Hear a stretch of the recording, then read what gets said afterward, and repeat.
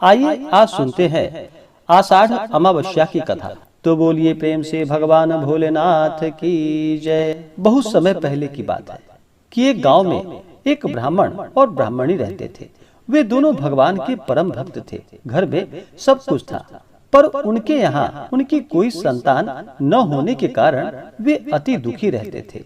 एक दिन अपनी स्त्री से वन में तपस्या करने जाने के लिए कहा और भगवान पर भरोसा करके वन में चले गए। जंगल में जाकर तप करने लगे। बहुत वर्ष बीत गए। उसको इस प्रकार से वैराग्य की प्राप्ति हुई कि अब अपना जीवन मैं समाप्त कर लूं। इस प्रकार सोचकर वह पेड़ की डाली पर फांसी का फंदा लगाकर मरने को तैयार हो गया। तब सुख अमावस्या प्रकट होकर बोली कि देख ब्राह्मण, तुम्हारे 7 जन्म तो कोई संतान नहीं लिखी है, किंतु मैं तुम्हें 2 कन्या का वरदान देती हूँ। एक का नाम अमावस्या और दूसरी का नाम पूनम रख देना। तेरी स्त्री को कहना कि सुख अमावस्या का व्रत या उपवास करे। अमावस्या तिथि के दिन 1 कटोरी चावल भरकर उस पर दक्षिणा रखकर किसी मंदिर में रखना।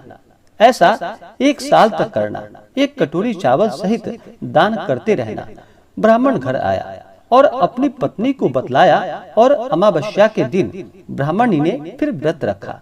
कुछ दिन पश्चात उसके यहाँ 2 कन्याएं हुई।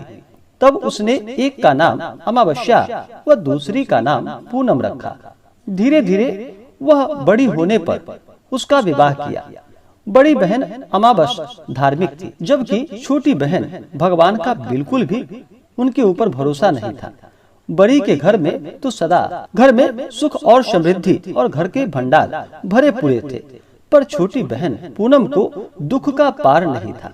जब बड़ी बहन अमावस्या को छोटी के बारे में सब मालूम हुआ कि उसकी बहन बहुत दुखी है, तब अमावस्या एक गाड़ी भरकर सामान लेकर आई और अपने छोटी बहन को कहा कि बहन पूनम, सुख अमावस्या का व्रत तुम भी करो और पूजा करके उपवास करो, जिससे तुम्हारे घर में सुख और समृद्धि का भंडार भरेगा।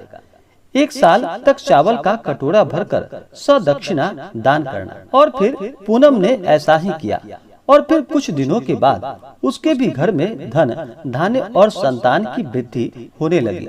इस प्रकार जो भी अमावस्या तिथि के दिन व्रत को रखते हैं, पूजन आदि का कार्य करते हैं, उनके घर में सुख और समृद्धि का वास होता है और उनके घर के भंडार सदा ही भरे रहते हैं। तो बोलिए प्रेम से भगवान भोलेनाथ की जय। माता पार्वती की जय।